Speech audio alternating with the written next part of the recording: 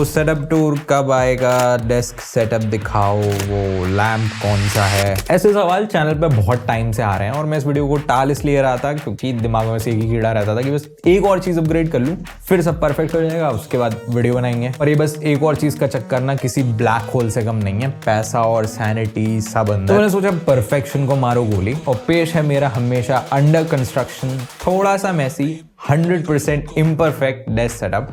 पर उससे पहले अगर आप यहाँ पे नए हो तो वीडियो को लाइक और चैनल को सब्सक्राइब जरूर कर लेना। अब एक डेस्क टूर वीडियो है तो शुरुआत डेस्क से ही कर लेते हैं। सारी चीजों के प्राइसेस आपको स्क्रीन पे दिखती जाएंगी। ये एक मैकेनिकल स्टैंडिंग डेस्क है फ्रॉम अ ब्रांड कॉल्ड एर्गोयू। इसका जो ये व्हाइट टेबल टॉप है वो कस्टम मेड है, 6 फीट लंबा और 2.5 फीट चौड़ा। मतलब इतना स्पेस है कि ऋतिक रोशन भी लेट जाए। हाँ, मैं इसे प्लान तो कर रहा हूँ एक इलेक्ट्रिक डेस्क से अपग्रेड करने का। क्यों?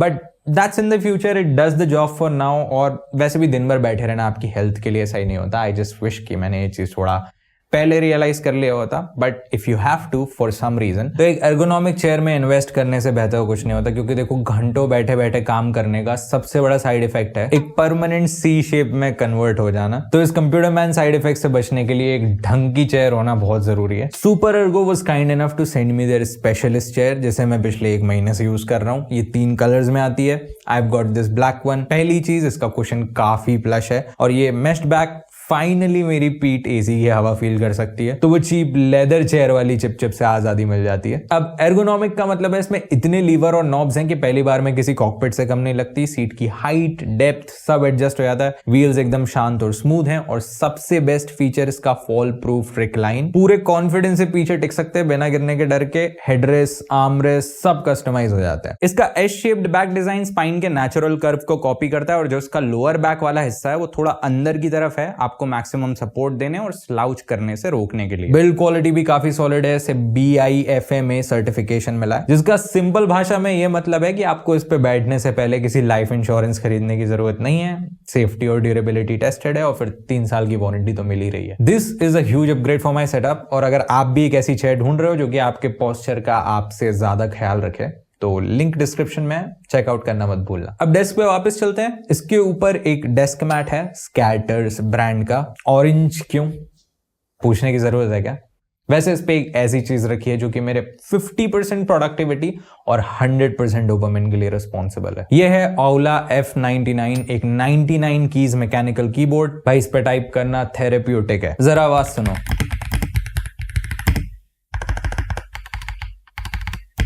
एकदम क्रीमी, पॉपी, वो बबल रैप फोड़ने वाली फीलिंग नहीं होती। बिल्कुल भाई। प्री लूप लीनियर स्विचेस हैं इसमें, वायर्ड, वायरलेस कैसे भी कनेक्ट हो जाता है। पोलिंग रेट भी अच्छा है तो प्रिटी गुड फॉर गेमिंग। और मैक और PC दोनों सपोर्ट करता है तो प्रोडक्टिविटी भी नहीं छूट रही। बैटरी महीनों चलती है। Absolutely love this keyboard. On its right है मेरा main mouse, the legendary Logitech MX Master 3S। और इसके बारे में क्या ही बोलूं, ये टेक वर्ल्ड का शाहरुख खान है। हर दूसरे क्रिएटर की डेस्क पे दिख जाएगा और रीजन भी है, प्रोडक्टिविटी के लिए इससे बेहतर और कुछ नहीं है। Side scroll wheel video editing के लिए काफी यूजफुल है। और भाई इसके ergonomics, this is some supercar level engineering right here. मैंने मेन माउस इसलिए कहा क्योंकि हाँ, गेमिंग के लिए एक अलग माउस है और मेरे ख्याल से शायद ये वीडियो की थीम होने वाली है कि सिर्फ एक से मेरा क्या होगा। ये है एसर का नाइट्रो माउस जो मुझे हीलियो 16 लैपटॉप के साथ फ्री में मिला था। अब लैपटॉप तो कब का चला गया पर ये रह गया। हल्का है, प्रिसाइज है और CS2 में हेडशॉट्स के लिए एकदम परफेक्ट। MX मास्टर से गेमिंग करना थोड़ा डंबल उठाने जैसा लगता है। अब नजर डालते हैं ऐसी चीजों पर जिन्हें मैं दिन भर घूरता रहता हूँ, मेरे मॉनिटर्स। और हाँ, ये भी 2 हैं। ये एक 27 इंचेस का डुअल मॉनिटर सेटअप है। पहला एक 4K LG मॉनिटर है, ये मेरा सीरियस मॉनिटर है। 60 हर्ट्ज का पैनल है with 95% DCI P3 colour gamete, तो शार्प होने के साथ साथ एक्यूरेट भी है। तो सारी स्क्रीन रिकॉर्डिंग्स और फाइनल कलर चेक्स इसी पे होते हैं। दूसरा है सैमसंग का Odyssey G5। ये एक 1440p मॉनिटर है, पर while it loses on its resolution, it makes up with its 180 hertz refresh rate. ये मेरा फन मॉनिटर है, गेमिंग, कंटेंट कंजम्पशन सब मैं इसी पे करता हूँ, एकदम मक्खन। अब इस सेटअप को आवाज देने के लिए भी 2 ऑप्शंस हैं। वैसे तो स्पीकर्स कम ही यूज होते हैं, बट व्हेन आई डू तो ये हैं ईयरफोन के U-Boom L। ये एक वायरलेस ब्लूटूथ स्पीकर्स हैं, ठीक ठाक साउंड करते हैं, काम चल जाता है। असली ऑडियो का मजा मुझे हेडफोन्स में आता है एंड यू गेस्ड इट, ये भी दो हैं। पहले है सोनी के MDR7506। ये एक स्टूडियो मॉनिटरिंग हेडफोन्स हैं जो कि 1991 में रिलीज हुए थे। हाँ 1991, ये मुझसे भी ज्यादा पुराने हैं पर काम आज भी मुझसे बेहतर ही करते हैं। एडिटिंग वगैरह करते वक्त ना एकदम बारीक से बारीक प्रॉब्लम्स पकड़ने में हेल्प कर देते हैं क्योंकि एकदम फ्लैट साउंड सिग्नेचर है इनका। दूसरे हैं HyperX के Cloud 2। ये गेमिंग के लिए हैं, इनमें बेस थोड़ा बूस्टेड है पर कंफर्टेबल ये ज्यादा है। और हाँ मैं यही माइक यूज करता हूँ अपने दोस्तों पे चिल्लाने के लिए वाइल गेमिंग। चलो बात करते हैं about what powers this entire setup. मेरा कस्टम बिल्ड पीसी जिसे मैंने अभी रिसेंटली ही बिल्ड किया है। इसमें Ryzen 9 9900X प्रोसेसर है, RTX 5070 Ti GPU और 64 GB RAM. Rest of the specs मैं डिस्क्रिप्शन में डाल दूंगा, पर इस पे मेरे सारे काम हो जाते हैं, चाहे मुझे इस पे 6K एडिटिंग करनी हो, मोशन ग्राफिक्स करना हो, साउंड इफेक्ट्स करना हो या कोई भी एजेंसी रिलेटेड वर्क करना हो। It handles all of it like a champ. इसके पहले मैं एक विंडोज लैपटॉप यूज कर रहा था फॉर गेमिंग एंड वर्क, और उस पे एक 10 मिनट की वीडियो रेंडर करने में चाय नाश्ता दोनों हो जाता था, और यहाँ बस चाय ही बन पाती है। और गेमिंग कोई भी लेटेस्ट टाइटल इस पे मैक्स ग्राफिक्स पे 120 प्लस FPS पे आराम से चल जाता है। 4K हैंडल कर सकता है पर I like me some extra frames, तो मैं मेनली 1440p गेमिंग करता हूँ। Yes it is a beast. हाँ मैंने इस पे एक सेकेंड हैंड कार जितना पैसा डाल दिया है और अब मैं मैगी खा के गुजारा कर रहा हूं, पर was it worth it? Absolutely. तो अगर पीसी सेटअप का हल्क है तो मेरी डेस्क पे एक ब्रूस बैनर भी है। ये है मेरा 14 इंच का स्पेस ब्लैक मैकबुक प्रो। इसमें M3 प्रो चिप है और 18 GB रैम, और क्या ही लैपटॉप है भाई। Power, display, battery, speakers, complete package है।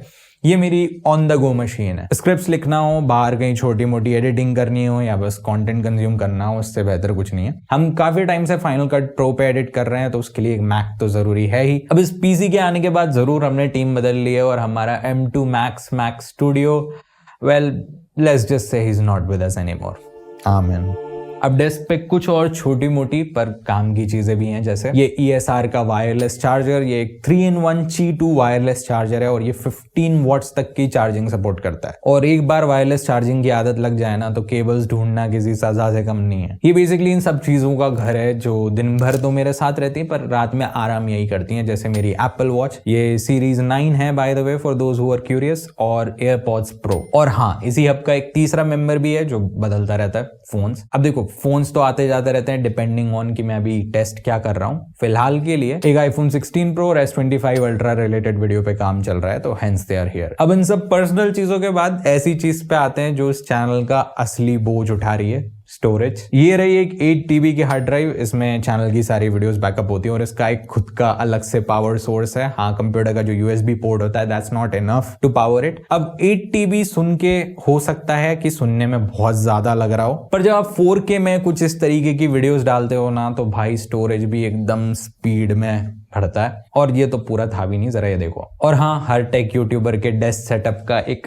अनिवार्य हिस्सा नकली पौधा। इसका काम बस सुंदर दिखना है और मेरे असली पौधों को पानी देने की याद दिलाना। देन मेरे पास है एक white digital clock, time, date, temperature सब दिखाती है। और उसके बगल में MI का बेड साइड लैंप 2। बहुत सॉफ्ट लाइट है इसकी। ये एक RGB लैंप है, सेटअप को अंधेरे में एक अलग ही वाइब दे देता है। जो वाइब नहीं देते वो है केबल्स। और देखो केबल मैनेजमेंट को लेकर ना मेरी बहुत ही सिंपल फिलॉसफी है, जो नहीं दिख रहा ना वो गंदा है ही। डेस्क के पीछे इन ट्रेज में सारी एक्स्ट्रा केबल्स का घोंसला बना के रखा हुआ है मैंने, out of sight out of mind. और आखिरी में मेरी डेस्क पे मेरा सबसे रिलायबल गैजेट भी है, एक नोटपैड और पेन। इसको ना चार्ज करना है ना इस पे कोई सॉफ्टवेयर अपडेट्स आने हैं, फिर भी आइडियाज कैप्चर करने के लिए हमेशा तैयार रहता है। चलो फिर सब हो गया। इन सारी चीजों की लिंक्स आपको डिस्क्रिप्शन में मिल जाएंगी। तो इस पूरे सेटअप की कीमत कुल मिला के 9,33,800 रुपीज है। हाँ पता है बहुत ज्यादा है और ये फ्लेक्स बिल्कुल भी नहीं है भाई, एक इन्वेस्टमेंट है। ये मेरा ऑफिस है, मेरा सेटअप है, मेरा बैटल स्टेशन है,